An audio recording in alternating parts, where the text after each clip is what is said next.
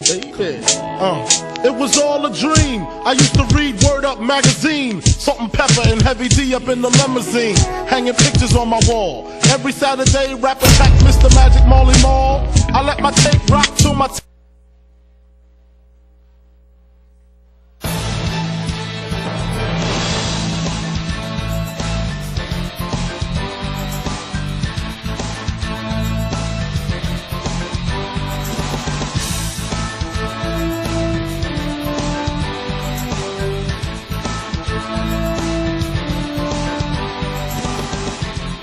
This is the Bahamas Tonight, the Northern Edition. Good evening, all. I'm Shasheena Rolle. As always, it is so great to have you with us. Topping the news, the Grand Bahama Port Authority moving ahead with the plan to construct a bridge on the Grand Bahama Highway. The multi-million-dollar contract signed today is expected to pave the way for further economic development in the Eastern District. Sabrina Brown has details. It's now official. A contract was signed between the Grand Bahama Port Authority and ABC and War Construction Companies for the construction of a bridge to connect Grand Bahama Highway to the Eastern District. Principal of the Grand Bahama Port Authority, Sir Jack Hayward, has been advocating for a new bridge for that area for many years. He says he's happy that the project will finally be realized for more than one reason. This secondary bridge is a safety bridge in that we will not rely solely on the Casuarina Bridge, which is, I think, at the moment still working. It was on Sunday when I went across. But we needed the second bridge. Also, it'll be a tremendous advantage to the people living across the new bridge. It might open up finally Dover Sound, which has been really had no progress for 40 years. There are some houses being built there, and we have someone interested in probably doing a development there, but he said they must have a bridge first. Minister for Grand Bahama, Dr. Michael Darville, says this new bridge will have far-reaching economic benefits for the island, including the expansion of the College of the Bahamas in the east. The College of the Bahamas is now moving towards the University of the Bahamas, and that particular campus now is going to expand.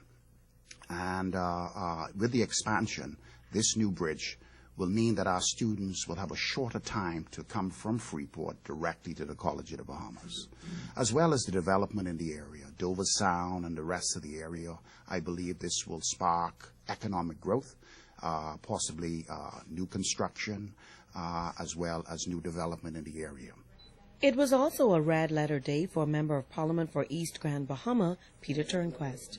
We look forward to the ease of access from the airport with these new flights that are scheduled to come in now, making it an easier sell for properties further east. We have a lovely development in Pelican Bay. We have some developments in Waterkey and in North Riding Point that I believe will benefit from this kind of facility. This major infrastructural project will be carried out at a cost of $4 million. President of ABC Wolfgang Geiger and President of War Construction Godfrey Waugh say they are happy to be given the green light after negotiating the contract for the past 10 years. Geiger adds that no foreign labor will be needed for the actual construction of the bridge. The only imported people what we have is the specialists for the bridge design, and also overlooking the construction by critical components. The rest is all done locally. We anticipated it'll probably take 2 months to get the design done and approved by the Grand Bahama Port Authority Building and Development Services. So we hope to break ground within 2 months. We're trying to do some of the canal work first, the seawall work, but that's in negotiations with the development company. Now, contractors say once the project begins, work should be completed within 14 months. Sabrina Brown, ZNS Network News. Thanks, Sabrina. Well, BTC services in West Grand Bahama crippled today after copper thieves hit a cell site in that area. The disruption causing a major inconvenience for consumers and a serious financial loss for the company. BTC crews are working hard to fix an all-too-familiar problem. Copper thieves have struck again, this time in the western area, leaving hundreds of residents from Boodle Bay to West End without service.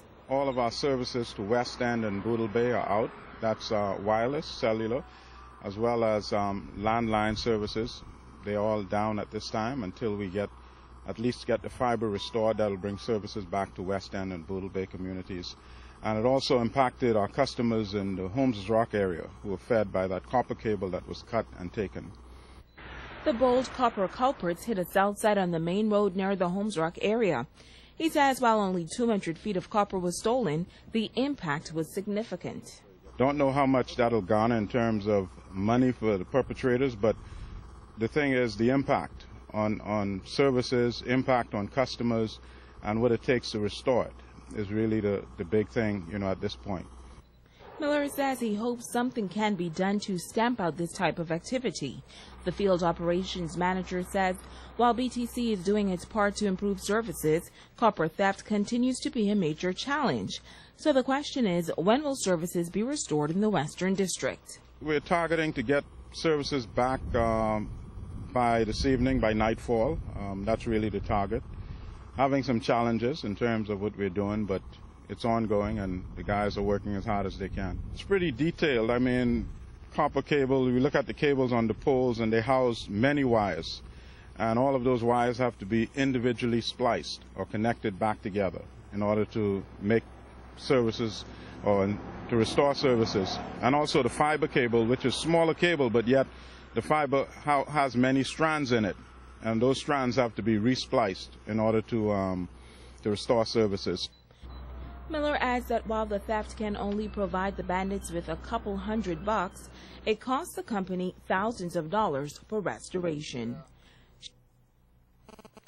Now, BTC officials say so far some of the services to the west have been restored, and they are still working to ensure that all consumers are back up and running soon. BTC is appealing to anyone with any information on the copper theft to talk to the police. Also in news this evening, the Governor General, His Excellency Sir Arthur Foulkes, challenging the medical and support staff and Grand Bahama Health Services to continue to set new standards in health care. Our Charisma Robinson was there as he and other government officials toured the hospital facility today. This year has had its challenges, but the Governor General says Grand Bahama Health Services has seen significant progress when it comes to the delivery of health care and combating non-communicable diseases.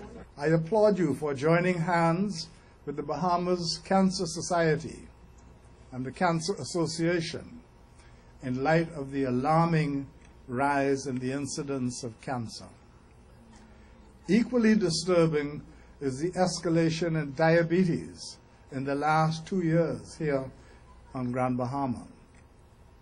I note that your World Diabetes Month Committee very recently organized a series of activities to heighten the awareness of diabetes, which I am told have been tremendously successful. On his 15th annual Christmas visit to the Rand Memorial Hospital, His Excellency Sir Arthur Foulkes applauded healthcare workers for making this a stellar year for the institution. There is great satisfaction in knowing that there are professional healthcare workers who are willing to support a progressive organization in meeting its mandate to deliver optimal health care to the people they serve.